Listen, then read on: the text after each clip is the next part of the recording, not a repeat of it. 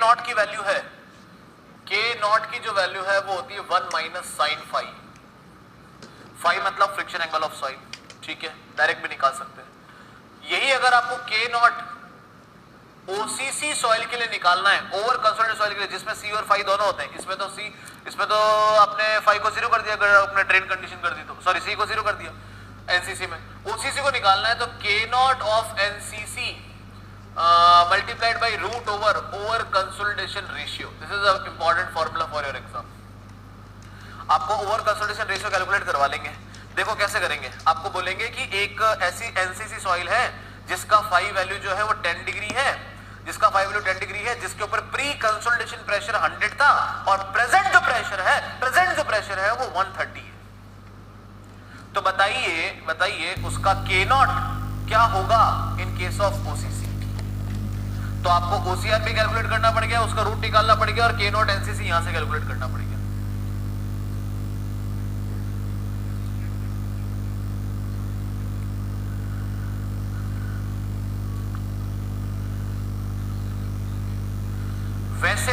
वैसे के not NCC निकालने का एक और तरीका है, के नॉट फॉर एनसीसी निकालने का एक और तरीका है, और वो तरीका है 0.19 प्लस 0.233 लॉग आईपी। लेकिन इसके चांस कम है, इसके चांस ज्यादा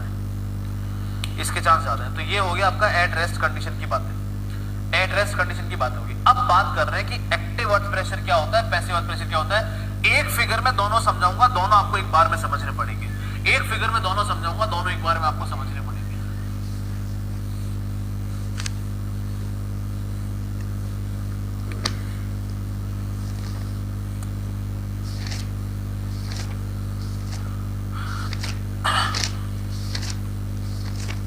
ध्यान से समझना इस पूरे डायग्राम को, बहुत ही इंपॉर्टेंट डायग्राम बनाने जा रहे हैं। सब कुछ इसी में है, आधे ज्यादा चैप्टर यही खत्म हो जाएगा, आधे ज्यादा चैप्टर यहीं पे खत्म हो जाएगा। तो एक लाइन खींच लेते हैं, क्योंकि हमको दो कंडीशन बनानी है। ये पहली कंडीशन है एक्टिव केस, ये वॉल है एच हाइट की, यहां पे मैं एक्टिव केस बनाऊंगा, लिखेंगे इसके बारे में बाद में, पहले सीख लेते हैं। और यहां पे बनाएंगे पैसिव केस।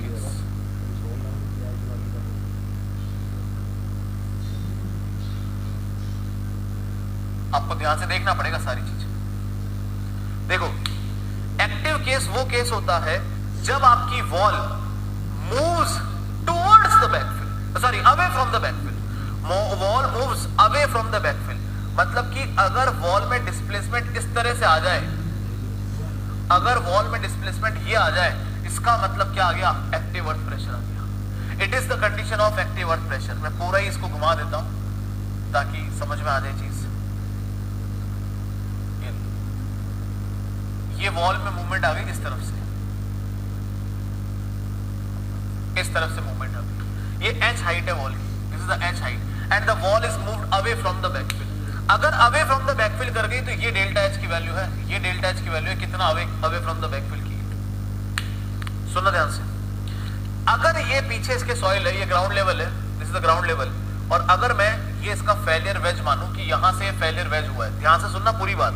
अब इसको पूरा मैं ना आपको आपके सामने वो डेमोन्स्ट्रेट करके दिखा देता हूँ। कोई बुक मिल जाए यहाँ पे आसपास तो डेमोन्स्ट्रेशन अच्छे से हो जाएगा। ये काम की चीज है क्या, कोई बुक मिल जाए तो अच्छे से डेमोन्स्ट्रेट हो जाएगा। तो सबसे ही बढ़िया चीज मिल गई। देखो ये आपकी वॉल है, दिस इज द वॉल, ठीक है। अब यहाँ पे मिट्टी है, अब ये जो वॉल है इस मिट्टी के हॉरिजॉन्टल प्रेशर की वजह से अवे फ्रॉम द बैकफिल जा रही है। एक बार इमेजिन करना क्या होगा, अगर अवे फ्रॉम द बैकफिल गई, ये इस तरह से अगर मूव हुई, इसका मतलब जो सॉइल है जो यहाँ थी उसका मूवमेंट डाउनवर्ड हो जाएगा कि अपवर्ड हो जाएगा। जो सॉइल है पहले यहां तक थी सॉइल, और ये गिरता गया, इसका मतलब सॉइल का मूवमेंट कैसा हो जाएगा, डाउनवर्ड हो जाएगा। और जब तक सॉइल का मूवमेंट डाउनवर्ड हो नहीं रहा था तब तक आपको यहाँ पे शियरिंग रेजिस्टेंस मिल रही थी, आपका शियरिंग मोबिलाइज ही नहीं हुआ था, जो आपकी शियर स्ट्रेंथ थी वो मोबिलाइज नहीं हुई थी। अब क्योंकि ये डिक्रीज किया जा रहा है, डाउनवर्ड मूवमेंट हो जा रहा है, क्योंकि ये इधर झुक रहा है तो डाउनवर्ड मूवमेंट हो रहा है, डाउनवर्ड मूवमेंट हो रहा है, तो आपका अर्थ प्रेशर भी क्या कर रहा है, रिड्यूस कर रहा है। तो जब तक आपकी शियर स्ट्रेंथ पूरी मोबिलाइज हो जाएगी तब तक ये अपनी minimum value of earth pressure पे पहुंच जाएगा। जाएगा, उसको बोलते हैं एक्टिव अर्थ प्रेशर। और जब वो उसमें पहुंच गया, फेल हो गया, अब कुछ नहीं हो सकता। अब आगे भले आप इसको वॉल को गिरा दो, वो और मिनिमम नहीं देगा क्योंकि हो गया बस का। फिर से बता देता हूं, ये वॉल है, यहां तक सॉइल है, वॉल गिर रही है, सॉइल ऐसे down I down I down I down I. इसका मतलब मूवमेंट ऑफ सॉइल डाउनवर्ड है, लेकिन रेजिस्टेंस कैसी थी? अपवर्ड थी।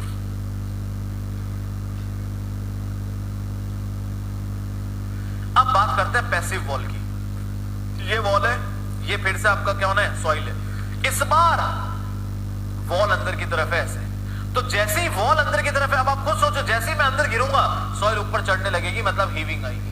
अगर हीविंग आई, इसका मतलब अर्थ प्रेशर क्या कर रहा है? बढ़ रहा है, क्योंकि देखो इसके गिरने से सॉइल के पार्टिकल पास आ रहे हैं, मतलब कि अर्थ प्रेशर क्या कर रहा है? बढ़ रहा है। तो सॉइल का मूवमेंट अपवर्ड हो गया, मतलब रेजिस्टेंस कैसी थी? डाउनवर्ड थी। रेजिस्टेंस कैसी थी? डाउनवर्ड थी।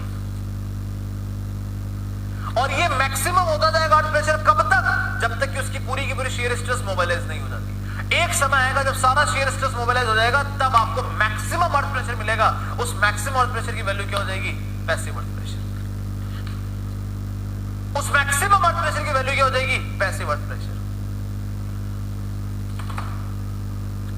क्लियर है? तो अगर मैं यहां पे ये वेज बनाता हूं, इसका मतलब यहां पे सॉइल का मूवमेंट क्या है? ये रेड कलर का जो है वो सॉइल का मूवमेंट है। ध्यान से पढ़ना पूरी बात। सॉइल का मूवमेंट है downward, downward movement of soil.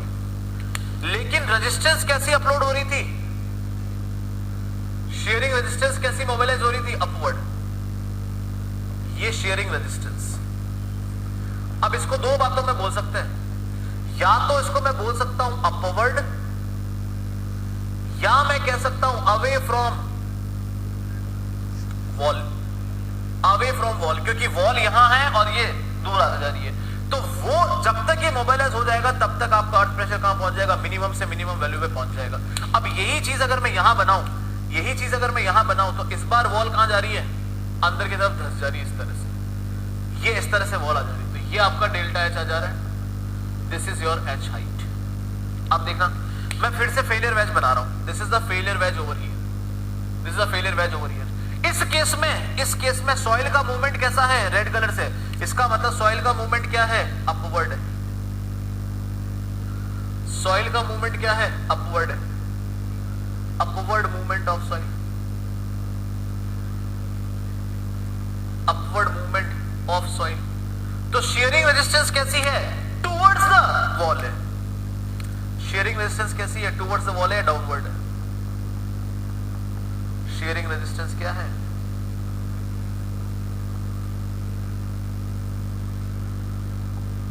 Downward है। लिख देते हैं इसको ऐसा करके, या तो ये डाउनवर्ड है, या इसको क्या लिख सकते हैं? टुवर्ड द वॉल है। तो जब तक यहां पे शेयर रेजिस्टेंस मोबाइलाइज नहीं हो जाती, तब तक आपको यहां पे बढ़ता ही रहेगा, प्रेशर बढ़ता ही रहेगा, बढ़ता रहेगा। वो मैक्सिमम वैल्यू पे पहुंच जाएगा, उसको हम बोलेंगे क्या? पैसिव अर्थ प्रेशर। अब सुनना ध्यान से, क्योंकि ये मिनिमम वैल्यू अचीव कर रहा है, इसका मतलब यहां जो हॉरिजॉन्टल प्रेशर जो इस फेलियर के रिस्पांसिबल है, वो मिनिमम है। वो मिनिमम है। इसका मतलब अगर मैं यहां पे फेलियर डायग्राम बनाऊं, तो ये अगर आपका फेलियर का एंगल आ रहा है, ध्यान सुनना, इसका मतलब यहां से जो प्रेशर आ रही है वो क्या है? मिनिमम है। इसका मतलब ये क्या है? सिग्मा 3 है। इसका मतलब अबव प्रेशर क्या हो जाएगा? अपने आप ही मैक्सिमम हो जाएगा। अरे सर, ये तो वही डायग्राम है जो हमने शुरुआत से सीख रखी है। इसका मतलब ये वैल्यू क्या है? थीटा सी, जो कि 45 प्लस 5/2 है। जो कि क्या है? 45 प्लस 5/2। इस केस में क्या हो रहा है? ध्यान से देखना, ध्यान से देखना, ध्यान से देखना। इस केस में क्या हो रहा है? यही आपकी फेलियर वेज है। लेकिन इस बार जो हॉरिजॉन्टल वाली स्ट्रेस है, ये हॉरिजॉन्टल वाली है, ये वर्टिकल वाली है। इस बार जो हॉरिजॉन्टल वाली, अरे सुनो यार, इस बार जो हॉरिजॉन्टल वाली स्ट्रेस है वो क्या हो चुकी है? मैक्सिमम हो चुकी है। इसका मतलब इस बार जो हॉरिजॉन्टल स्ट्रेस है वो क्या हो चुकी है? मैक्सिमम हो चुकी है। और इधर से ये क्या हो चुका है? वर्टिकल स्ट्रेस क्या हो चुका है? मिनिमम हो चुका है, मतलब सिग्मा 3 वहां चढ़ चुका है। अरे इसका उल्टा डायग्राम हो गया। इसका मतलब इस बार थीटा सी कहां से बनती है? थीटा सी कहां से बनती है? मेजर प्रिंसिपल प्लेन से बनती है। थीटा सी कहां से बन रही है? मेजर प्रिंसिपल प्लेन से बन रही है। इसका मतलब थीटा सी कहां से बनेगी? यहां से बनेगी। अगर थीटा सी ये है, मतलब कि 45 प्लस 5/2 ये है, कितना है, ये कितना है, ये है 45 माइनस 5/2। तो यहां जो फेलियर एंगल बना, यहां जो फेलियर एंगल बना दैट इज 45 माइनस 5/2, यहां जो फेलियर एंगल बना दैट इज 45 प्लस 5/2। तो अब आप मुझे बता सकते हो कि अगर ये वैल्यू h है, ये है, तो आप ये लेंथ भी बता सकते हो कि कहां पे ये वेज बनेगी। तो अगर ये h है तो एंगल के सामने वाला perpendicular, I need to find the base, तो h cot 45 plus 5/2। Same case आप मुझे यहां बता सकते हो कि यहां से लेके यहां तक की वैल्यू कितनी आएगी, that is h cot 45 minus 5/2 तक ये वेज बनेगी, ये वेज बनेगी। इसका मतलब पैसिव केस में जो सिग्मा 1 होगा वो सिग्मा h होगा, क्योंकि वो मैक्सिमम हो चुका है। इसमें इधर वाले केस में सिग्मा 3 क्या रहेगा, सिग्मा h रहेगा। जो डायग्राम स्टैंडर्ड था वही बन गया 45 प्लस 5/2, यहां से 45 माइनस 5/2 आ गई है, क्योंकि एक्चुअली इधर से ये कितना आ रहा है, 45 प्लस 5/2 आ रहा है। Is that clear for everybody और नॉट? मैं बता रहा हूं आप मैक्सिमम चीज यहां पे खत्म कर चुके हो, मैक्सिमम चीज। इसका मतलब ये मिनिमम है, ये मैक्सिमम है, इन बिटवीन आपका एट रेस्ट कंडीशन आता है। तो अगर मैं आपको स्ट्रेन डायग्राम और स्ट्रेस वो डायग्राम बना के दिखा दूं तो वो भी ऐसा ही है, इस तरह से। ये है आपका एक्टिव वर्क प्रेशर, ये है आपका प्रेशर एट रेस्ट कंडीशन, ये है आपका maximum pressure in case of passive. This is what passive, ये एट रेस्ट कंडीशन आ गई, ये एक्टिव कंडीशन आ गई, और ये पैसिव कंडीशन आ गई। आपका प्रेशर मैक्सिमम हो जाएगा, आपका प्रेशर क्या हो जाएगा, मैक्सिमम हो जाएगा। यहां तक की बात बताइए, सबको क्लियर है कि नहीं, है कि नहीं?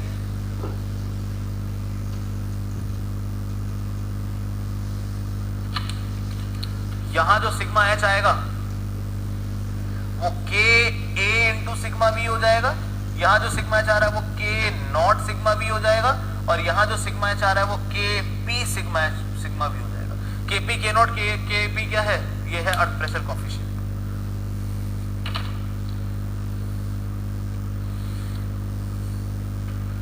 Is that clear for everybody और not, entire thing?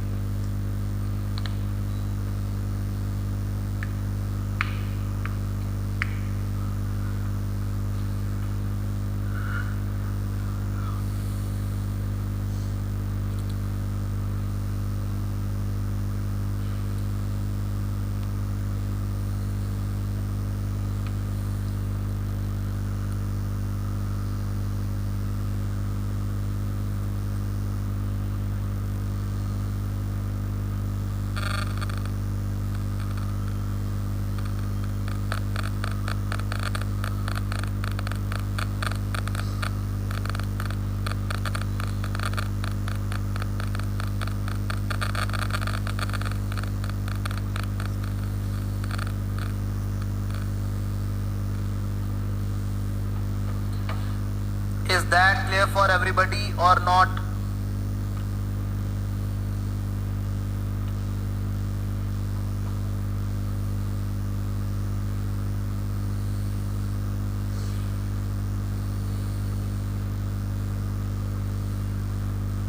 Only shearing and movement of soil section maximum portion। भाई देखो, ये अगर वॉल है, अगर ये इसके ऊपर गिर रही है, सॉइल के ऊपर गिर रही है, मतलब सॉइल तो फूल जाएगी ना। अगर सॉइल हीव कर रही है, अगर सॉइल हीव कर रही है मतलब क्या, अर्थ प्रेशर बढ़ रहा है। और यही अगर वॉल इधर आ गई तो डाउनवर्ड मूवमेंट है। डाउनवर्ड मूवमेंट इसका मतलब क्या है, सॉइल का अर्थ प्रेशर क्या हो रहा है, कम हो रहा है। अब आप इसको, इसलिए मैंने अपवर्ड तो उसके अपोजिट में बता दिया। आप इसको ऐसा समझो ना, यहाँ पे वॉल इधर क्यों गई, क्योंकि शेयरिंग रेजिस्टेंस क्या काम कर रहा है, अवे फ्रॉम द काम कर रहा है।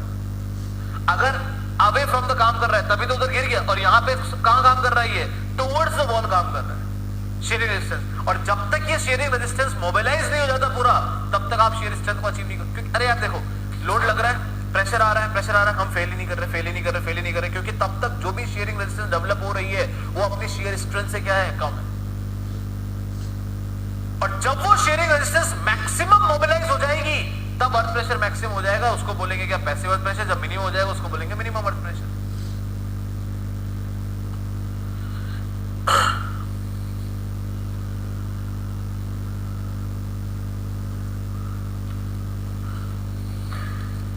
लिखिए एक बार, देखिए, when the wall is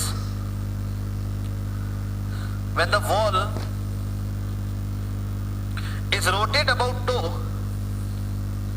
when the wall rotate about toe,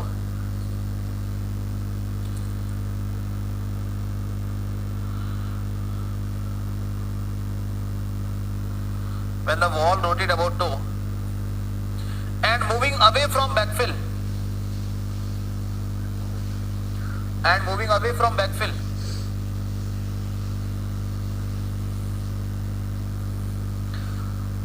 the soil mass expands.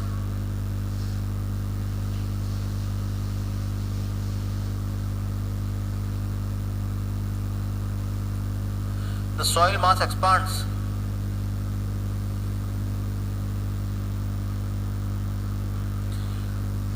and resulting in decrement of earth pressure.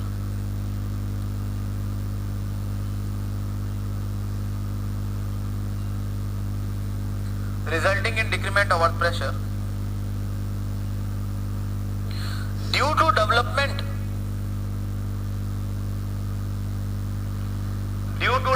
of shearing resistance,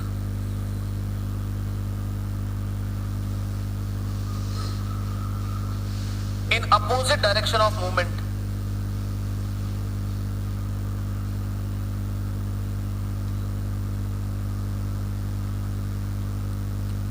In opposite direction of movement of earth mass due to development of shearing resistance,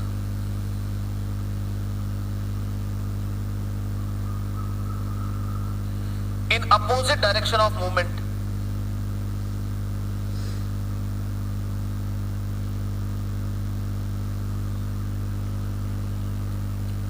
in opposite direction of movement of earth mass.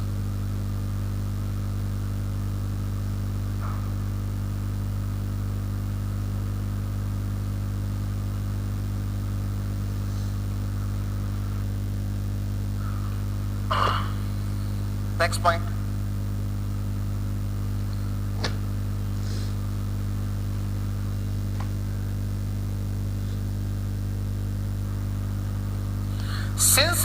Since shearing resistance is mobilized,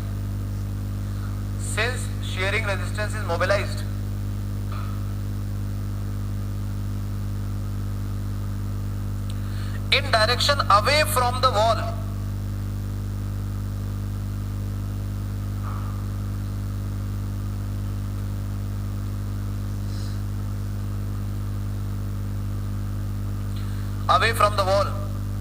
there is a resultant decrease in earth pressure.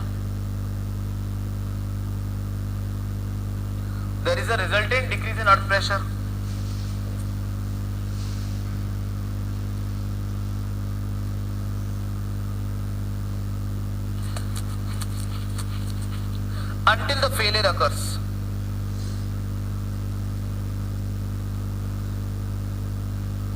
The wall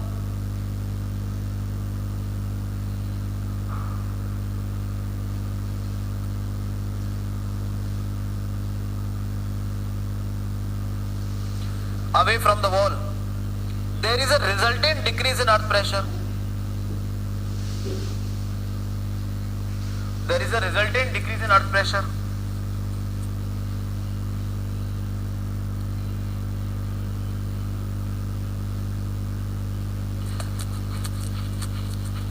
Until the failure occurs. Until the failure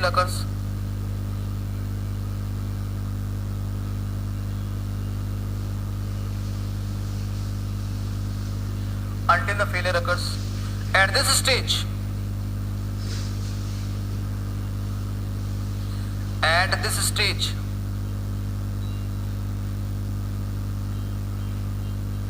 the mobilized shearing resistance,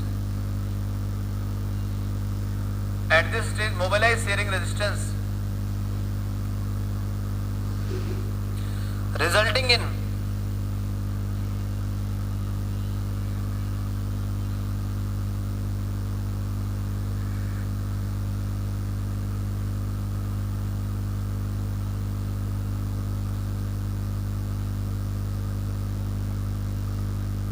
resulting in least development of earth pressure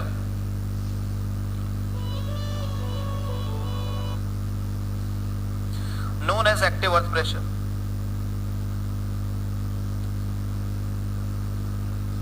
Known as active earth pressure.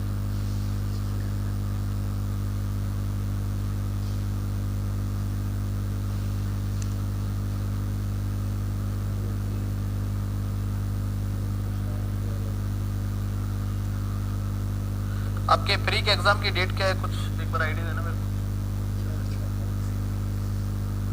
तब तक बाकी लोग next point लिखेंगे।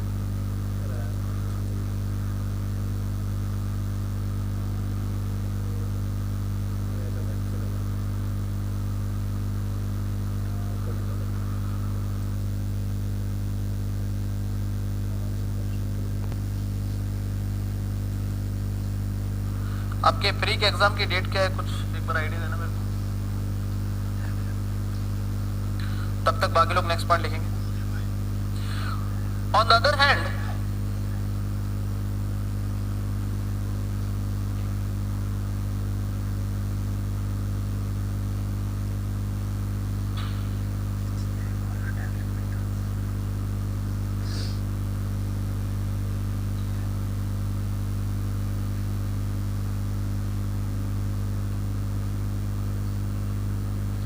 on the other hand, if wall is pushed towards the backfill,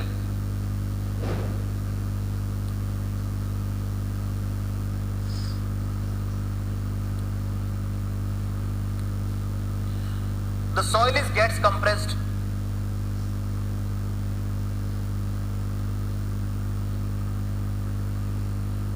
Soil gets compressed.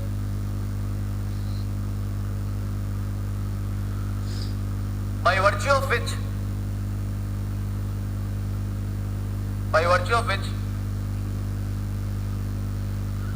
shearing resistance developed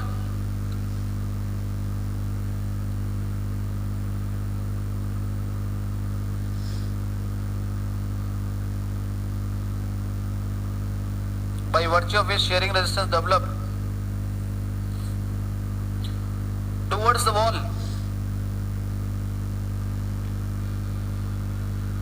sharing resistance develop towards the wall. ये देखो दो answer है, एक बोल रहा है 11 अक्टूबर, एक बोल रहा है 9 अक्टूबर।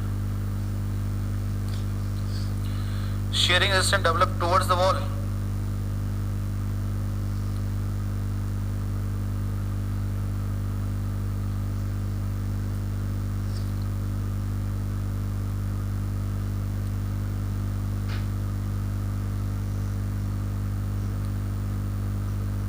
And earth pressure increases gradually.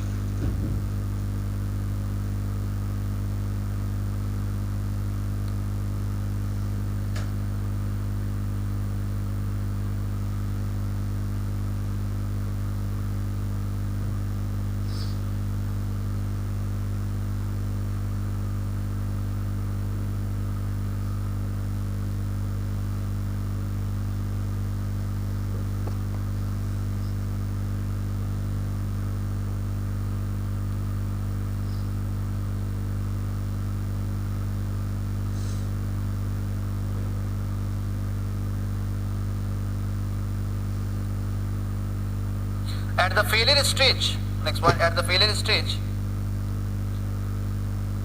earth pressure reaches its maximum value at which shearing resistance mobilized. Earth pressure reaches its maximum value at which shearing resistance mobilized.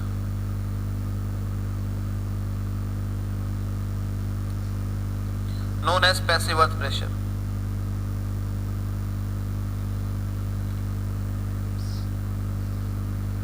known as passive earth pressure. अब एक note लिखेंगे,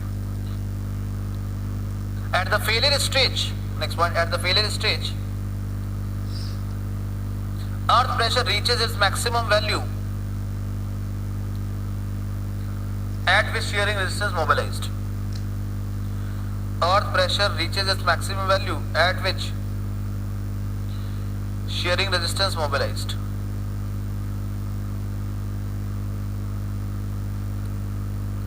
known as passive earth pressure.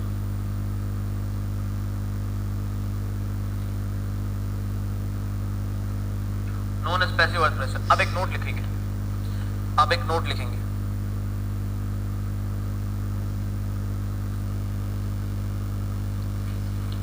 Note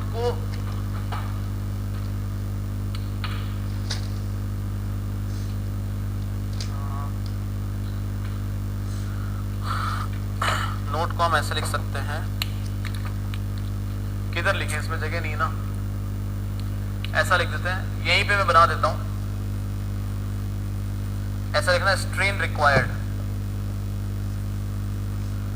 strain required in case of active for dense sand only 0.2%, for loose sand 0.5%, और यहाँ पे, और ये जो curve है वो है भी इसी का ही, ये लेटरल स्ट्रेसेस है और ये स्ट्रेन है, हॉरिजॉन्टल स्ट्रेन, और in case of passive strain required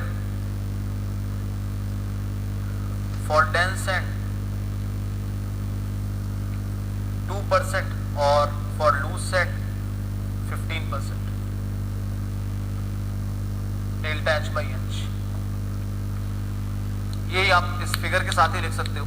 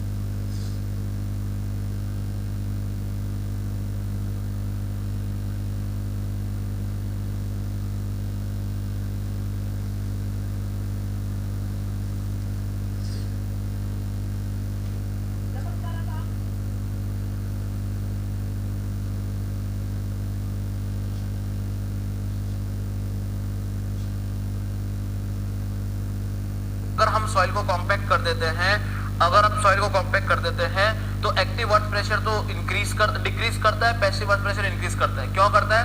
क्योंकि अगर हमने सॉइल को कॉम्पैक्ट कर दिया, तो क्या होगा? कॉम्पैक्शन की वजह से डेंसिटी बढ़ेगी, डेंसिटी बढ़ने की वजह से शियर स्ट्रेंथ बढ़ेगी। इसका मतलब वो शियर स्ट्रेंथ को मोबिलाइज होने में और ज्यादा टाइम लगेगा। वो शियर स्ट्रेंथ मोबिलाइज होते जाएगा, अर्थ प्रेशर और भी कम होते जाएगा, तो और डिक्रीज करेगा। यहाँ पे अगर आपने फिर से वही बात, यहाँ अगर आपने उसको कॉम्पैक्ट कर दिया, तो क्या होगा? आपका शियर स्ट्रेंथ इंक्रीज करेगा। अगर शियर स्ट्रेंथ इंक्रीज किया, इसका मतलब शियर स्ट्रेंथ मोबिलाइज और ज्यादा होते जाएगा। मान लो पहले शियर स्ट्रेंथ की वैल्यू 100 थी, अब हो गई भैया 120, तो अब 120 तक वो मोबिलाइज होते जाएगा, तब तक इफेक्टिव स्ट्रेस और अर्थ प्रेशर और इंक्रीज करता जाएगा। क्योंकि अर्थ प्रेशर कब तक इंक्रीज करता है? जब तक ये मोबिलाइज नहीं होता।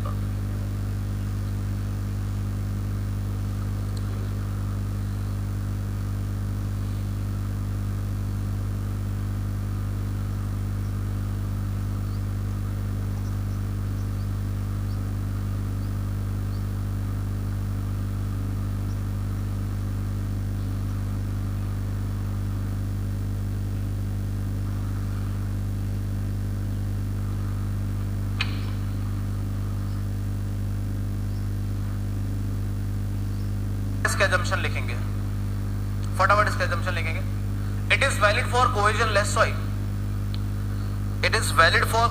लेस सॉइल, फटाफट।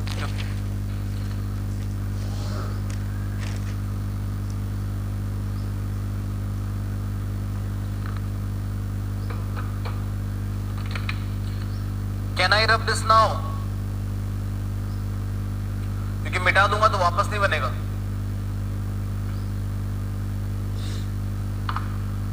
हेडिंग डालेंगे Rankine's earth pressure theory. Please put the heading Rankine's earth pressure theory.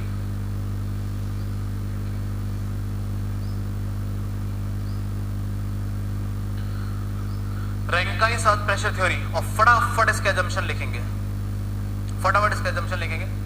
It is valid for cohesionless soil,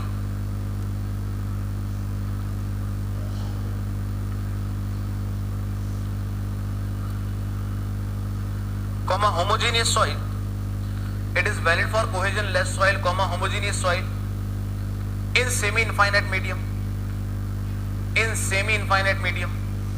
Cohesion less के नीचे अंडरलाइन कर लेंगे, वो cohesion less के लिए एप्लीकेबल है।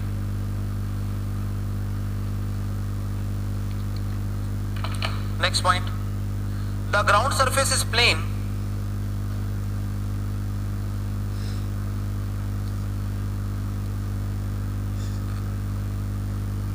ग्राउंड लेस के नीचे अंडरलाइन कर लेंगे, वो कोहेजन, पर इसका assumption लिखेंगे। It is valid for cohesionless soil,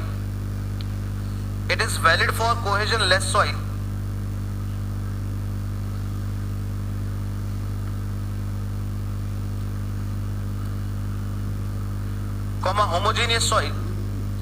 It is valid for cohesion less soil, homogeneous soil in semi-infinite medium. Cohesion less के नीचे अंडरलाइन कर लेंगे, वो कोहेजन लेस के लिए एप्लीकेबल है।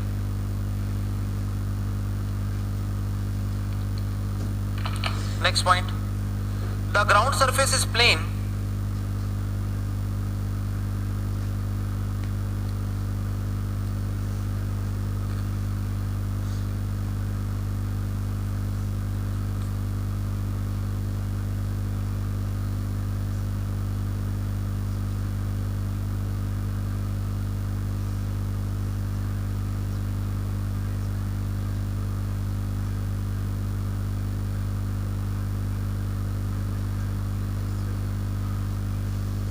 The ground surface considered to be plane, which may be horizontal or inclined.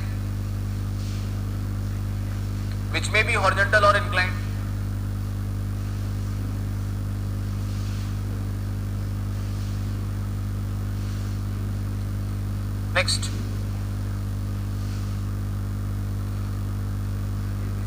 the back of soil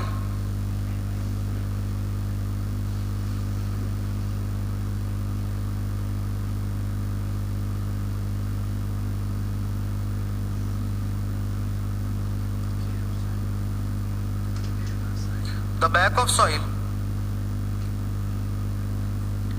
is vertical and smooth.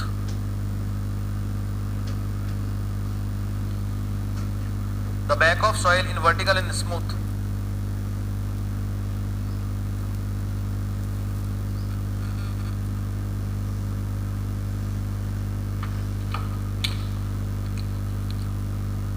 Last is the wall yields about the base. The wall yields about the base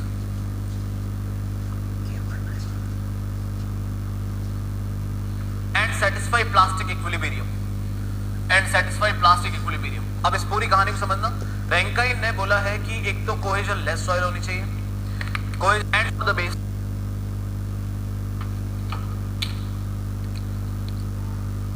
Last is the wall yields about the base. The wall yields about the base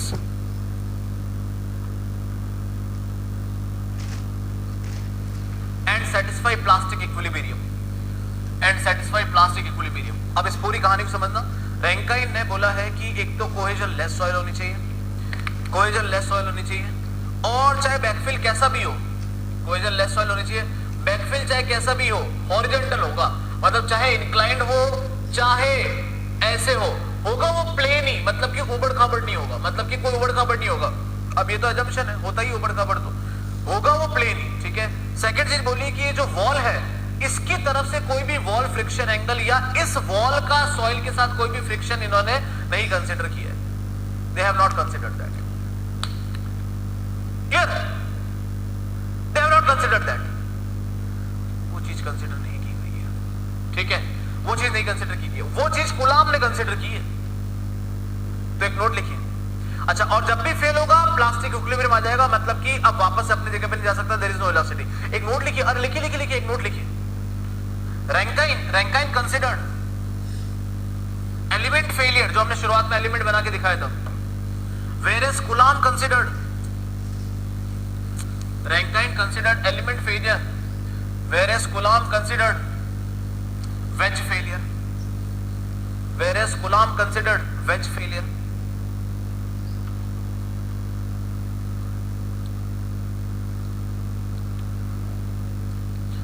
Whereas Coulomb considered wedge failure.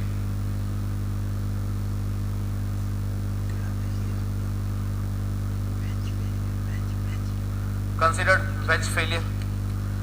चलो अब देखना active case. In active case what is happening?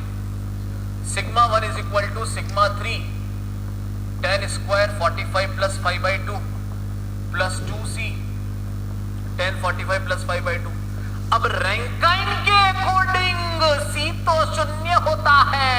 Rankine के according c तो शून्य होता है, तो sigma 1 क्या बच गया? Sigma 3 tan square 45 plus 5/2. अभी आपने लास्ट पेज पे देखा कि एक्टिव अर्थ प्रेशर में जो हॉरिजॉन्टल प्रेशर होता है, एक्टिव अर्थ प्रेशर जो हॉरिजॉन्टल प्रेशर है वो सबसे मिनिमम है. इसका मतलब सिग्मा h क्या है? सिग्मा 3 है. तो सिग्मा 1 क्या होगा? सिग्मा v हो जाएगा. तो इसको सिग्मा v लिखो, इसको सिग्मा h लिखो, तो क्या आ जाएगा? ये tan स्क्वायर 45 प्लस 5/2. इसका मतलब ये हुआ कि सिग्मा h की वैल्यू कितनी आ गई? Sigma h divide by sigma v कितना आ गया? cot स्क्वायर 45 प्लस 5/2 आ गया. ओ हो, यही रेशियो तो क्या कहलाता है? अर्थ प्रेशर कोएफिशिएंट कहलाता है. इसी को मैं KA बोलता हूं, और इसको अगर मैं ओपन करके लिखता हूं तो it becomes equal to 1 minus sin phi divide by 1 plus sin phi. अब यही चीज मैं पैसिव केस के लिए ले रहा हूं. पैसिव केस में sigma 1 is equal to sigma 3 tan square 45 plus 5/2 plus 2c tan 45 plus 5/2. ये है. फिर से वही बात, c 0 है क्योंकि हम कोलॉम्ब रैंकाइन थ्योरी पढ़ रहे, तो फिर sigma 1 is equal to sigma 3 tan square 45 plus 5/2. अच्छा ठीक है. अब इस केस में जो हॉरिजॉन्टल प्रेशर है वही क्या है? मैक्सिमम है. इसका मतलब जो हॉरिजॉन्टल प्रेशर है वही क्या है? मैक्सिमम है. तो जो वर्टिकल प्रेशर है वो क्या है? मिनिमम है. इसका मतलब यहां पे मैं लिख सकता हूं सिग्मा h, यहां लिख सकता हूं sigma v, tan square 45 plus 5/2. ओ हो, मतलब यहां तो sigma h divide by v क्या आ गया? tan 10 स्क्वायर 45 प्लस बाई 2 आ गया। ओ माय गॉड, इसका मतलब यही तो है अर्थ प्रेशर थ्योरी का कोएफिशिएंट। इस बार इसका नाम हो जाएगा क्या, केपी। और केपी तो भैया इसका बिल्कुल उल्टा आ रहा है, केपी तो इसका क्या आ रहा है, बिल्कुल उल्टा आ रहा है। और अगर ये उल्टा आ रहा है इसका मतलब इसकी वैल्यू कितनी आ जाएगी, 1 plus sine five divide by 1 minus sine five. अगर मैं इन तीनों चीज को अगर मैं नोट करके लिखूं तो मुझे ये पता चल जाएगा for any value of five, for any value of five Kp is greater than K0 is greater than Ka। Ka की वैल्यू सबसे क्या आनी है, कम ही आनी है। और यही हमने पिछली बार उस पिक्चर में ऐसे घुमा के जो बनाया था, ये वाला जो कर्व बनाया था, इसमें यही चीज दिखाई थी, यही चीज दिखाई थी। आप कोई भी फाई की वैल्यू डाल दीजिए, ये यही आना है। If phi is 0, if phi is equal to 0 तो Ka, Kp और K0 तीनों ही क्या हो जाएंगे, 1 हो जाएंगे। All the three will become 1।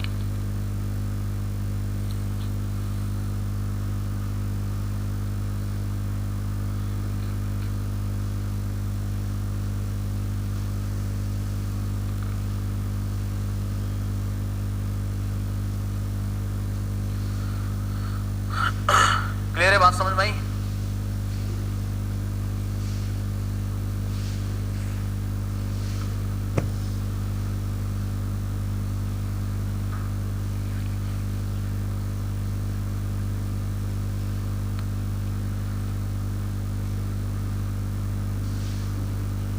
More than के। अब देखो इसके एनालिसिस करते हैं। You can say only what to be done, we need to calculate sigma h which is k times of sigma v, that's it. Can you tell me what is the sigma v here? अरे sir it is 0. What is the sigma v here? अगर ये soil का unit weight gamma kilonewton पर metre cube है, आप बोलेंगे sir it is gamma into h। अगर ऐसी बात है तो सिग्मा h क्या आएगा, k सिग्मा v में 0। यहां पे सिग्मा h क्या आएगा, k सिग्मा, के ए लिख देते हैं, के ए सिग्मा वी मतलब कि के ए गामा इंटू एच। नीचे लिख देता हूं कंफ्यूजन नहीं होगा। सिग्मा एच आएगा के ए इंटू सिग्मा वी मींस के ए गामा इंटू एच।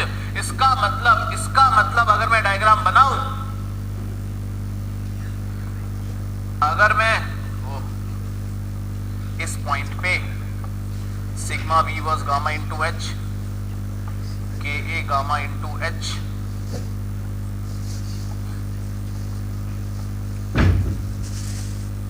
तो कुछ नहीं करना है, आपको हाथ रखना है और देख लेना है।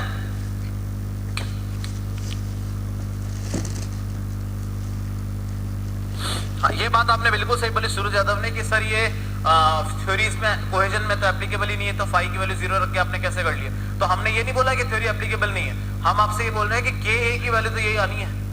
थ्योरी एप्लीकेबल हो ना हो, के ए की वैल्यू तो यही आनी है।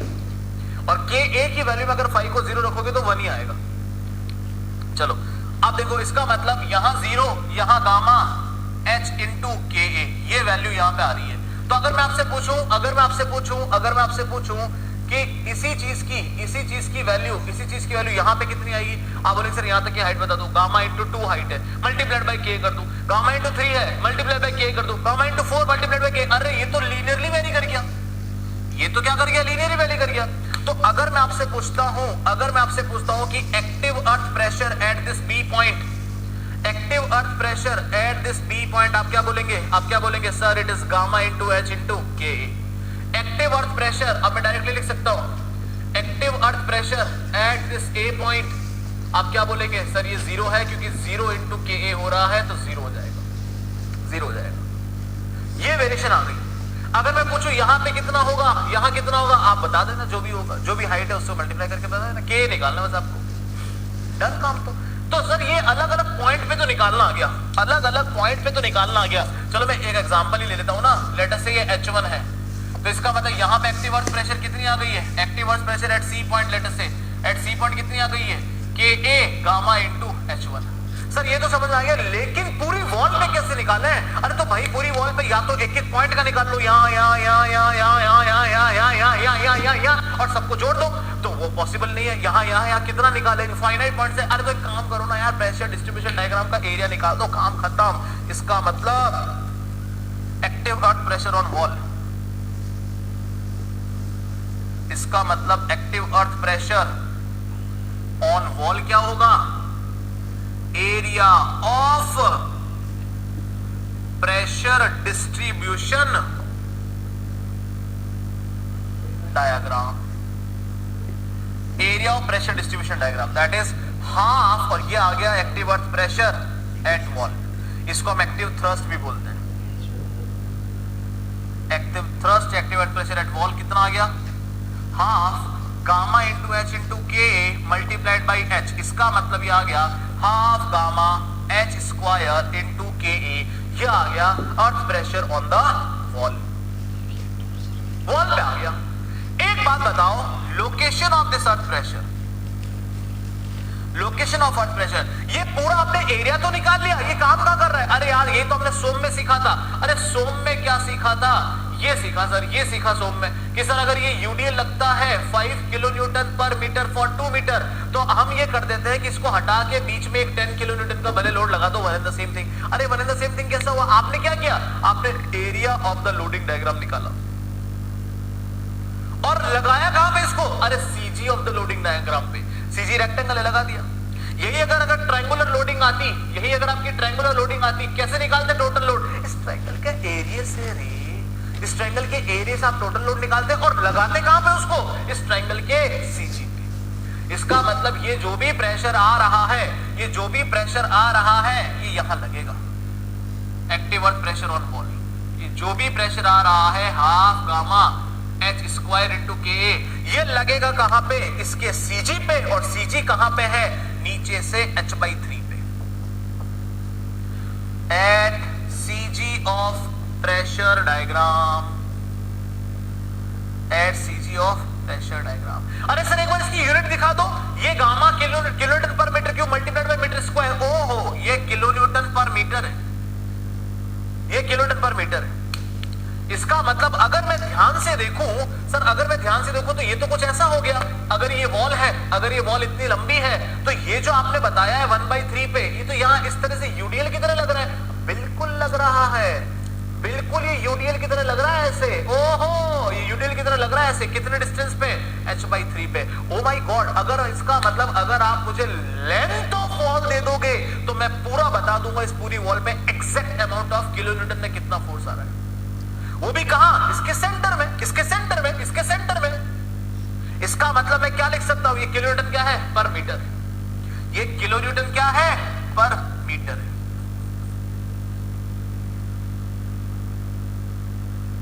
If length of wall is given then total L से मल्टीप्लाई करा दो, और वो जो मल्टीप्लाई कराओगे और मल्टीप्लाइड बाई यहां से h/3 से मल्टीप्लाई करा दोगे, अरे वो ओवर टर्निंग मोमेंट आ जाएगा, ओ हो ओवर टर्निंग मोमेंट।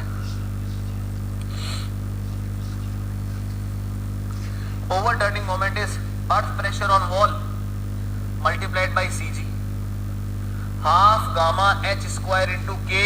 मैं ब्रैकेट में मल्टीप्लाइड बाई 1 जरूर लिखूंगा, इसको मैं 1 जरूर मल्टीप्लाई में लिखूंगा, क्योंकि मैंने 1 मीटर की वॉल मानी हुई है, 1 मीटर की वॉल मानी हुई है, मल्टीप्लाइड बाई h/3।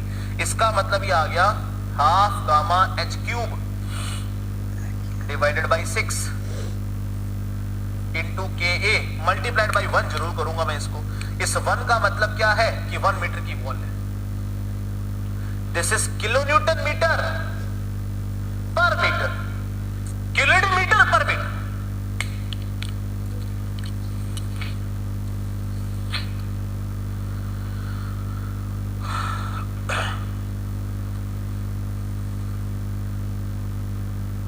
अरे ये बातें समझ में आई क्या, आई क्या, आई क्या?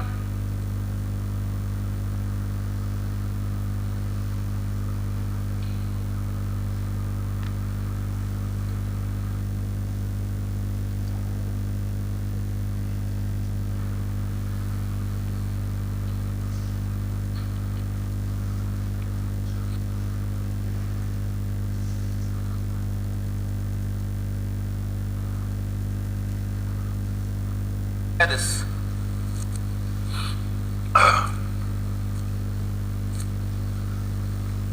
ये तो हो गया। अब देखना एक बार, अगर यही वॉल ऐसे है और ये ग्राउंड लेवल है और यहीं पे पानी है, लेट अस से यहीं पे पानी, ये h हाइट है, तो बताओ यहाँ पे सिग्मा h की वैल्यू कितनी आएगी, Ka इंटू 0, तो ये तो 0 हो गया। यहाँ पे सिग्मा h की वैल्यू कितनी आएगी, यहाँ पे सिग्मा h की वैल्यू कितनी आएगी, तो आप बोलेंगे सर ये सॉइल तो पूरी की पूरी क्या है सर, सैचुरेटेड है। अगर ये सॉइल सैचुरेटेड हुई इसका मतलब Ka into gamma saturated into H हो जाएगा। बस यही नहीं करना है। ये क्यों नहीं करना है उसको समझो, क्योंकि आपको ये चीज पता है, क्योंकि आपको ये चीज पता है कि जो गामा डैश होता है, गामा डैश जो होता है वो क्या होता है, gamma saturated minus gamma W, या मैं ऐसा कह दूं को गामा जो सैचुरेटेड होता है वो gamma dash plus gamma W होता है। अरे ये तो पता है ना, इसका मतलब आप यहां पे Ka को गामा डैश से मल्टीप्लाई करा रहे हो, मुझे दिक्कत नहीं है, लेकिन Ka को गामा डब्ल्यू से अंदर ही अंदर मल्टीप्लाई करा रहे हो, काहे को भाई? क्या कोई फ्रिक्शन लगता है क्या पानी में? Ka है सॉइल की प्रॉपर्टी, मल्टीप्लाई हो रही है पानी से, काहे को भाई? इसका मतलब जब भी जिंदगी में पानी आ जाए, जब भी जिंदगी में पानी आ जाए, आपको इसको डिवाइड करना पड़ेगा ऐसे। Ka सिर्फ और सिर्फ गामा डैश से मल्टीप्लाई होगा, गामा WH क्या रहेगा, सेपरेट रहेगा।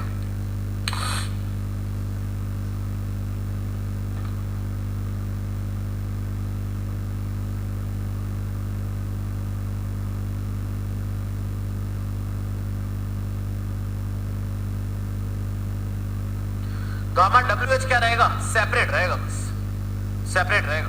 तो जहां पे भी पानी आ जाए, आपको सिर्फ पानी, जब भी आप पानी के बारे में लिखोगे, whenever gamma saturated come into the picture, जैसे ही gamma saturated come into the picture, आपको ये करना पड़ेगा, that you need to do. अब जो भी डायग्राम बनेगा, जैसा डायग्राम बनेगा हम उसका एरिया निकाल लेंगे, बाकी सारी कहानी तो वही है, बाकी सारी कहानी तो क्या है, वही है।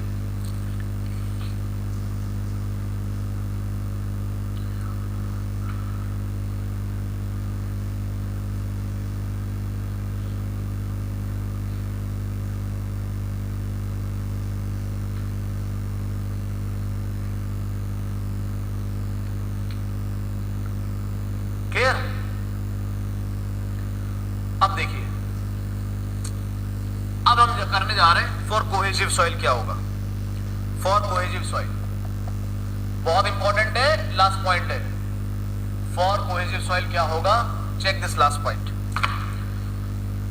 For cohesive soil the theory of Rankine modified by, हम अगली क्लास में इसका एक क्वेश्चन करेंगे, उस क्वेश्चन से मैं आपको 10 डाउट और क्लियर करूंगा, आपके 10 केस और करवाऊंगा उस क्वेश्चन से ही, ध्यान रखिएगा इस बात का। From that question itself we will do the number of doubts and number of cases. अभी आपको लग रहा होगा 2 ही केस करे, हमने सर पहले कहीं से पढ़ा था तो 10-10 केस कराए थे, सारे आपको मैं एक ही क्वेश्चन में इंक्लूड कर दूंगा और वहीं से समझ में भी आ जाएगा। अभी अलग अलग केस बनाएंगे कोई मतलब नहीं है। तो theory of Rankine modified by Bell for cohesive soil. अब देखना इसको, गजब चीज है भाई, ये तो गजब चीज है, गजब। सबसे पहले एक्टिव केस, भयंकर ये क्या है एक्टिव केस में, आइए देखते हैं। एक्टिव केस में sigma 1 is equal to sigma 3 10 square 45 plus 5/2 plus 2c 10 45 plus 5/2। ये तो पता है। और इस बार c को 0 नहीं करना है, c 0 नहीं होगा, बाकी सब चीजें ऐसी रहेगी। कैसी रहेगी, जो सिग्मा 1 है वो सिग्मा 3 v कहलाएगा और जो सिग्मा 3 है वो सिग्मा h कहलाएगा, क्योंकि जो हॉरिजॉन्टल है वो मिनिमम है, जो हॉरिजॉन्टल है minimum in case of active. और तो और हमने पिछले डेरिवेशन से ये भी सीखा है कि cot स्क्वायर 45 प्लस 5/2 को हम लिखते हैं 1 minus sine 5 divide by 1 plus sine 5, जो कि अपना है Ka, जो कि अपना Ka है। तो देखो भाई, ये तो आ गया आपका सिग्मा v, ये आ गया आपका सिग्मा h। अब ये 10 स्क्वायर 45 प्लस 5/2 है, तो क्या मैं इसको 1/Ka नहीं लिख सकता? क्या मैं इसको 1/Ka नहीं लिख सकता? लिख सकते हो। 2c क्या मैं इसको 1/√Ka नहीं लिख सकता? बिल्कुल लिख सकते हो।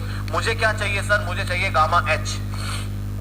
तो K A sigma v is equal to sigma h, K से मल्टीप्लाई करा दिया प्लस 2c रूट के ए आ जाएगा। ओ हो, ये देखो भाई साहब क्या आ गया, ये देखिए भाई साहब क्या आ गया। अरे सर क्या गजब का चीज आ गया, क्या गजब की चीज आ गई।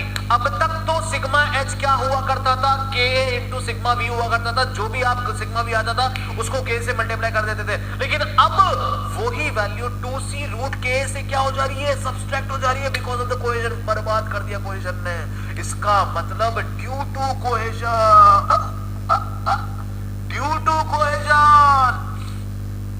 Eight any depth sigma h reduces by 2c root ka in active case। देखो जरा क्या हुआ, देखो तो जरा क्या हुआ। आइए देखते हैं, आइए बच्चों आपको सुनाएं इसकी कहानी। आपकी मान लीजिए हाइट h है।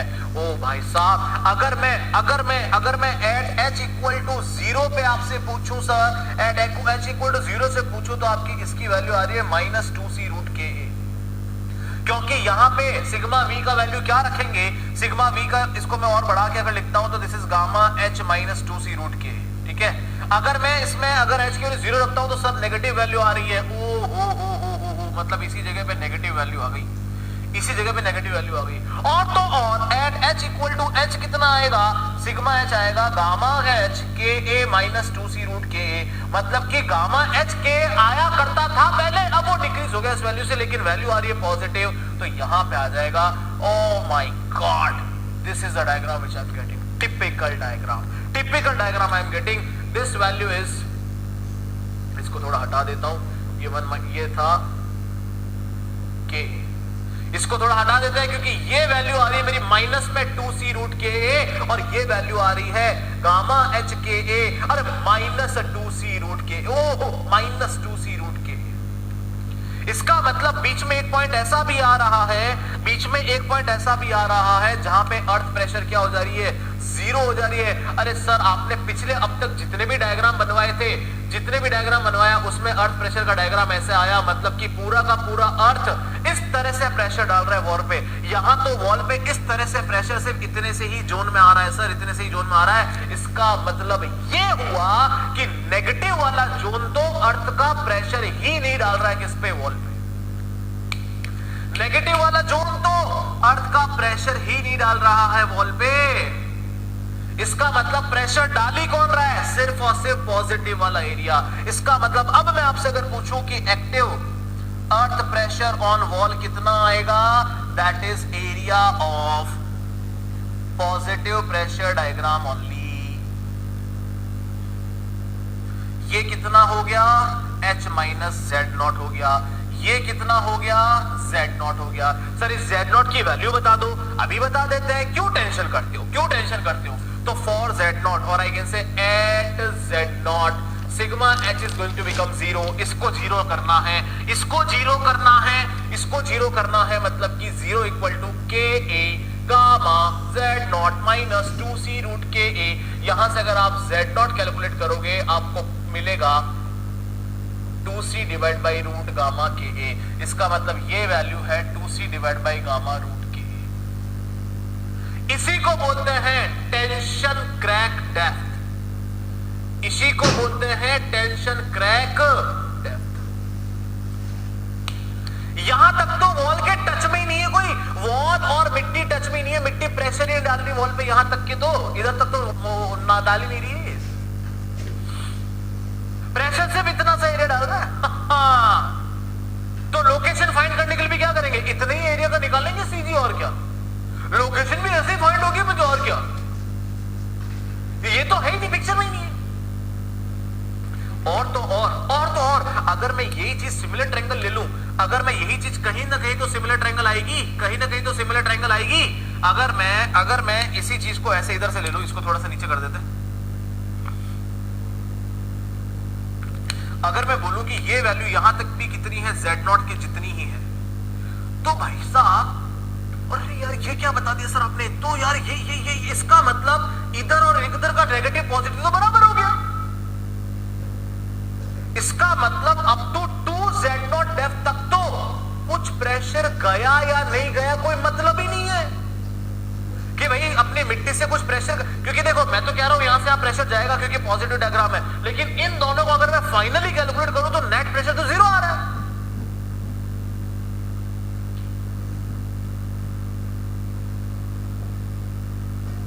इसका मतलब 2z0 डेप्थ तक तो मिट्टी ने वॉल पे प्रेशर डाला ही नहीं। इसका मतलब मिट्टी खुद ही खड़ी है बिना वॉल के सपोर्ट के। इसका मतलब क्ले तो भाई साहब गजब की चीज हो गई। क्ले तो ऐसी चीज हो गई जो 2z0 डेप्थ तक बिना किसी सपोर्ट के खड़ी रह सकती है। इसी को अनसपोर्टेड कट डेप्थ बोलते हैं। आप क्ले में अगर 2z0 डेप्थ तक का खड्डा कर दोगे ना, आपको कोई वॉल नहीं लगानी पड़ेगी, घिरेगी भी नहीं। भाई साहब up to 2z0 depth net pressure, net active earth pressure is 0। It means clay can withstand without any support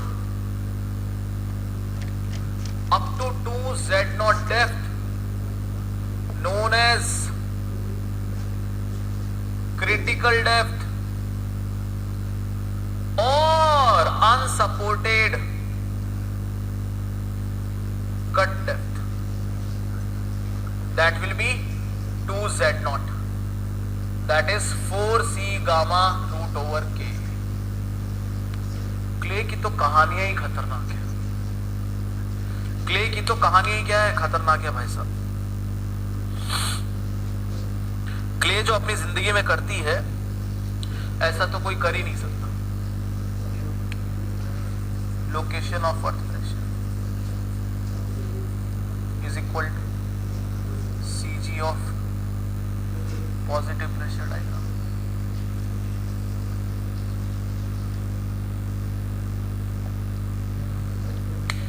unsupported cut depth, वहां तक बिना किसी सपोर्ट के खुद ही खड़ी, कोई किसी की जरूरत ही नहीं। अगर कोई आके बोले आपको कि एक बात बताओ, अगर मैं ऊपर से कोई सरचार्ज डाल दूं तो क्या मैं इसकी नेगेटिविटी को खत्म कर सकता हूं? हाँ कर सकते हैं। नेगेटिविटी को खत्म करने का मतलब क्या, यहाँ पे आंसर क्या लेके आना, 0 लेके आना। अरे यहाँ पे आंसर क्या लेके आना, 0 लेके। अरे सुनो फिर तो देखा, नींद नहीं लेना। देखो अगर मैं यहाँ पे सरचार्ज डालता हूँ क्यों, तो बताओ यहाँ पे वर्टिकल स्ट्रेस कितना लिखोगे आप? अरे बोलो ना, वर्टिकल स्ट्रेस कितना लिखोगे? सर क्यू लिखेंगे। इसके ऊपर तो क्यू आ रहा है तो क्यू ही लिखेंगे। और हॉरिजॉन्टल स्ट्रेस कितना लिखोगे? सर के इंटू क्यू लिखेंगे। लेकिन क्योंकि ये क्लेई सॉइल है तो के इंटू क्यू तो लिखोगे, उसको डिडक्ट किससे कर दोगे? -2c रूट के से, क्योंकि हर डेप्थ पे वो डिक्रीज होता है। तो क्या बता सकते हो कितना सरचार्ज डालें? इफ सरचार्ज, या ऐसा लिख सकते हैं, नोट नंबर 3 लिख सकते हैं, to make sigma h equal to 0 at top let us say ka into q minus 2c root ka, ये sigma h होगा at top if q amount of surcharge applied, if q amount of surcharge applied, तो उस q की value कितनी आएगी वो देख रहे हैं। इसका मतलब यहां से q की वैल्यू आ गई 2c रूट ओवर k। इतने अमाउंट का अगर आपने सरचार्ज अप्लाई कर दिया, इतने अमाउंट का अगर आपने सरचार्ज अप्लाई कर दिया तो ऊपर इस हॉरिजॉन्टल स्ट्रेस की वैल्यू क्या हो जाएगी? 0 हो जाएगी।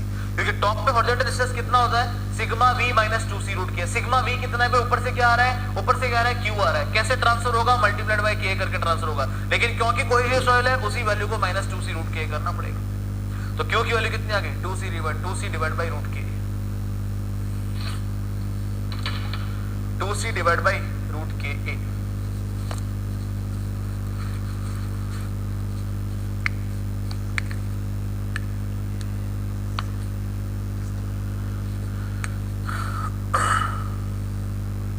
बोलो समझ में आया कि नहीं आया?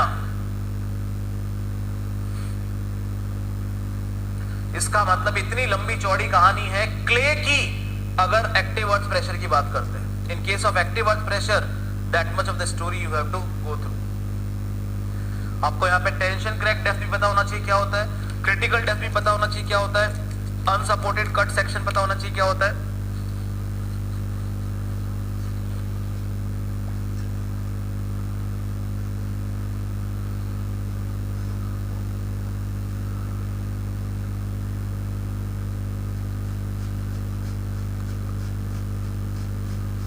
अब आप में से जो सबसे ज्यादा होशियार बच्चा है या जिसको सब कुछ समझ में आया है, वो मुझे ये बता दे, क्या पैसिव प्रेशर में यही चीज अगर मैं पैसिव के लिए निकालूं तो क्या इस तरह का कोई भी लफड़ा आएगा क्या?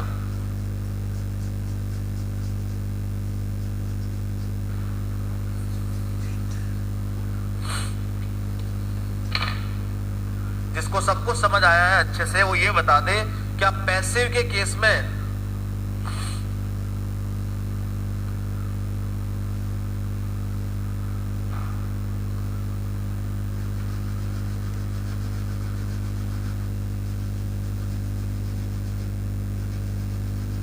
इस तरह का कोई भी लफड़ा आएगा कि नहीं आएगा?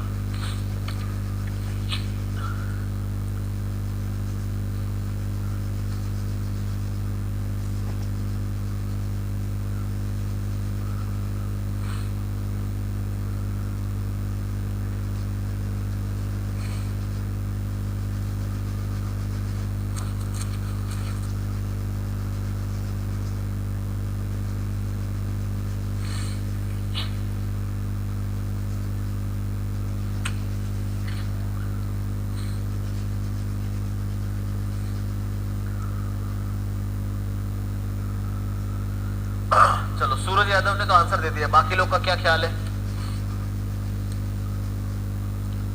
संदीप, श्रीकांता, काजल, मोहित, राजन,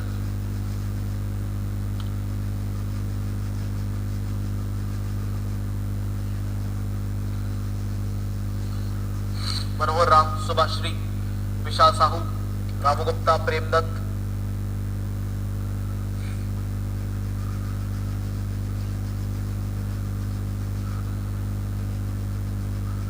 शौर्या, कुंदन, कुलदीप, कृष्ण कुमार, अभिषेक सैनी, जनपीत, शिवम, अभिषेक कृष्णन, निखिल, श्रीनाथ, पंकज, राजन, नदीम, ऋषिकेश,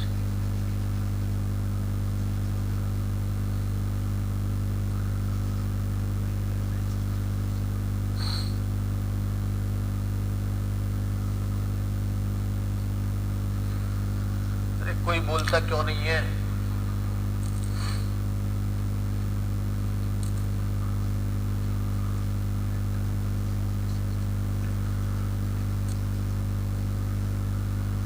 वेरी गुड।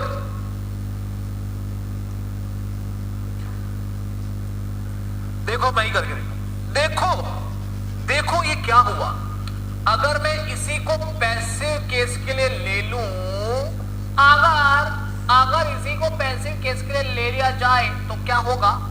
सबसे पहले ये सिग्मा वी सिग्मा एच बनेगा, सिग्मा 3 सिग्मा वी बनेगा, क्योंकि हॉरिजॉन्टल वाला मैक्सिमम होता भैया, तो हॉरिजॉन्टल वाला मैक्सिमम करता।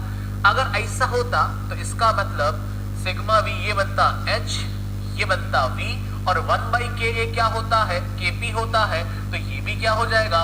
रूट ओवर kp हो जाएगा रे, रूट ओवर kp हो जाएगा। ओहो हो, इसका मतलब तो डायरेक्ट ही आंसर आ गया, डायरेक्ट आंसर आ गया। इसका मतलब sigma H gamma into H into kp plus 2c root kp आ गया। ओहो हो, ये क्ले तो भाई साहब कहानी अलग है इसकी। तो एक्टिव केस में ये अर्थ प्रेशर को रिड्यूस करा रही थी 2c रूट के अमाउंट से, और यहां पे due to cohesion at any depth sigma H increases by 2c root kp in case of passive case। Passive case मतलब h इक्वल टू 0 पे वैल्यू कितनी होगी? ये होगी। h इक्वल टू h पे वैल्यू कितनी होगी? प्लस हो जाएगी। हर जगह क्या कर जाएगा? बढ़ जाएगा।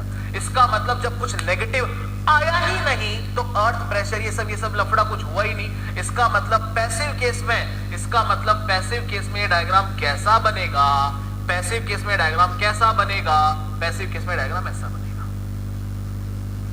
ये 2c रूट के पी और ये गामा h इंटू के पी प्लस 2c रूट के पी, इस तरह का डायग्राम बनेगा पैसिव के केस में। कोई तो टेंशन क्रैक डेप्थ नहीं, कोई तो तरीका का कोई प्रॉब्लम नहीं, कुछ नहीं, कोई अनसपोर्टेड डेप्थ कुछ नहीं, मतलब फुल वॉल को सपोर्ट चाहिए पैसिव के केस में।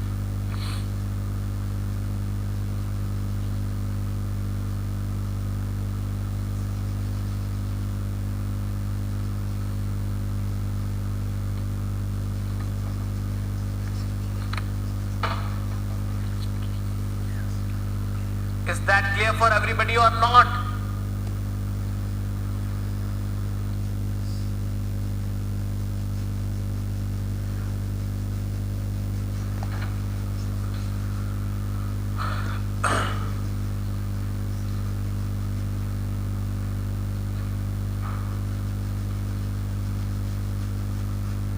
Is that clear for everybody or not?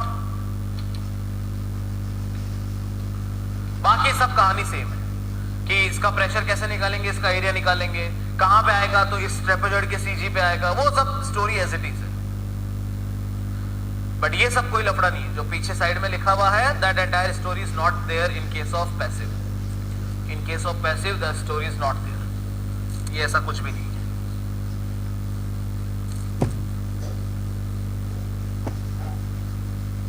There is nothing like this. तो आई होप आपको सभी को समझ में आया होगा।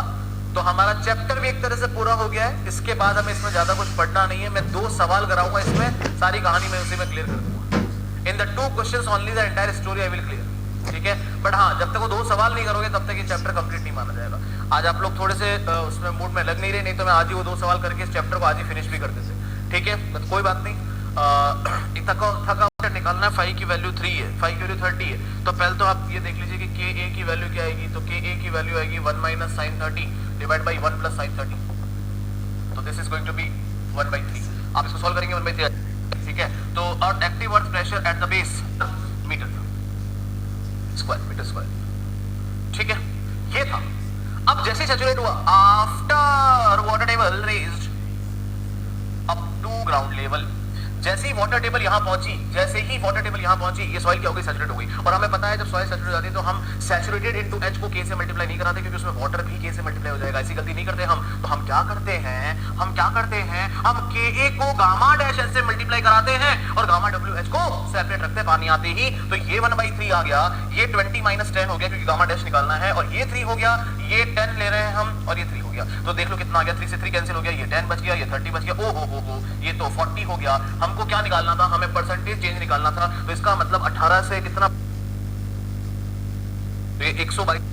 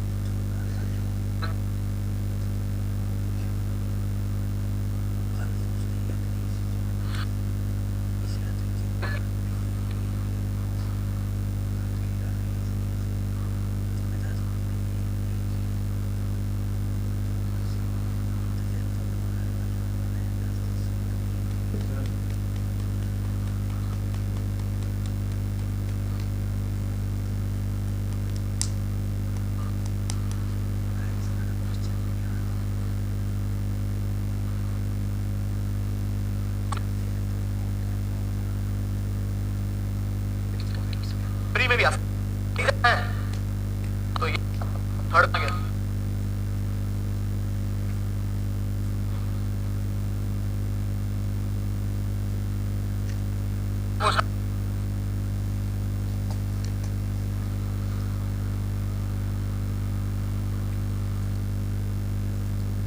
जो भी आ रहा है कर दीजिए।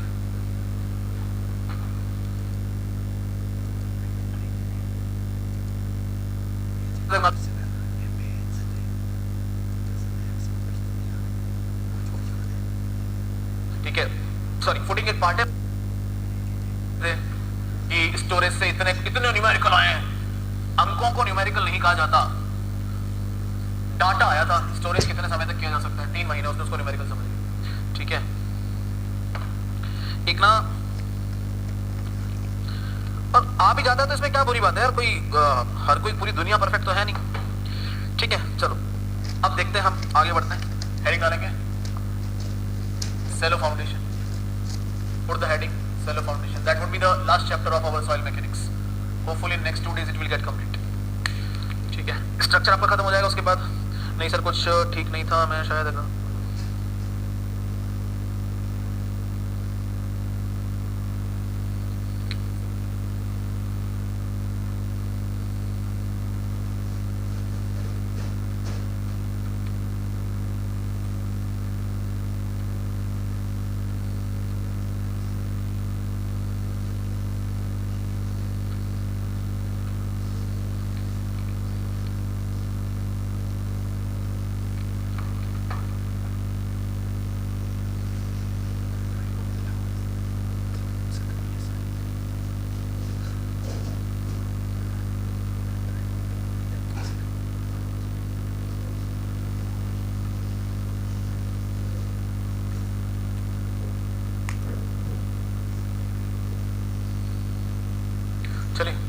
सेलो फाउंडेशन। तो अब हम फाउंडेशन इंजीनियरिंग में आ गए। तो 2 वर्ड होते हैं, फाउंडेशन और फुटिंग। अगेन अब ये जो चैप्टर है ये पूरा एप्लीकेशन है, अब तक आपने जो पढ़ा पूरी सॉइल मैकेनिक्स में उसका।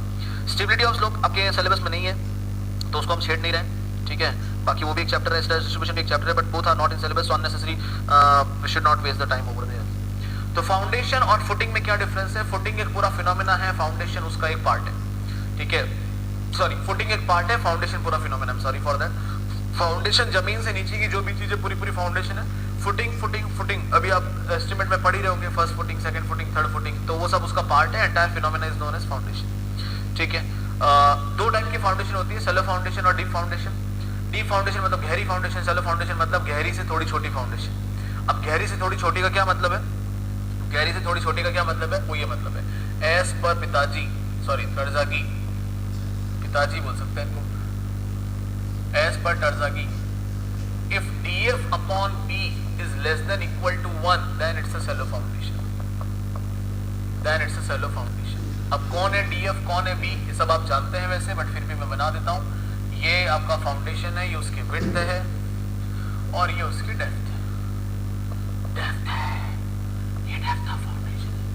ठीक है, और अगर df upon b greater than 1 हुआ तो इनके हिसाब से डीप फाउंडेशन, इनके हिसाब से डीप फाउंडेशन हो जाएगा।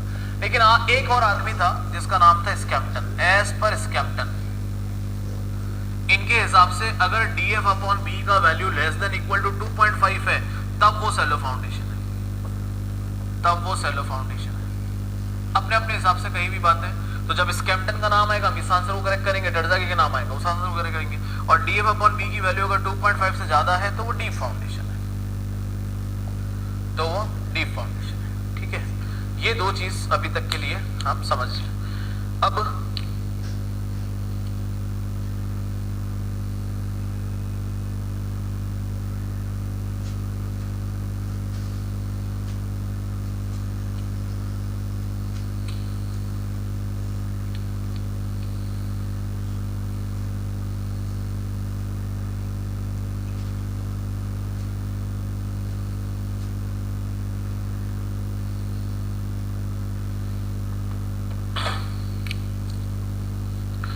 ठीक है, अब सेलो फाउंडेशन में केवल बेस रेजिस्टेंस देखा जाता है, क्योंकि मैं आपको डस्टर लेके बताता हूं। ये देखो, ये है shallow foundation, this is the shallow foundation, width of the foundation, this is the depth of foundation.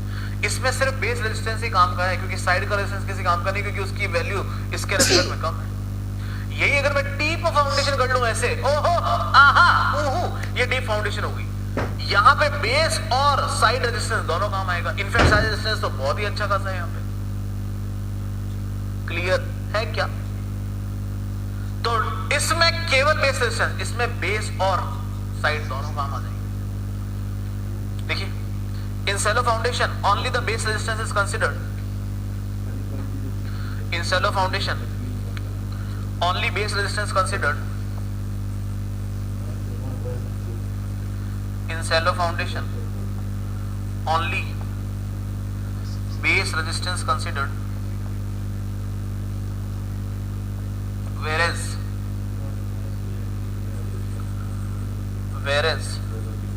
in deep foundation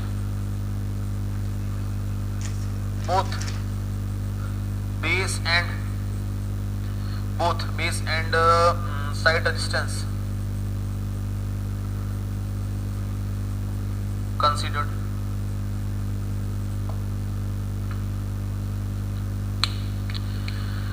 There are two failure criteria.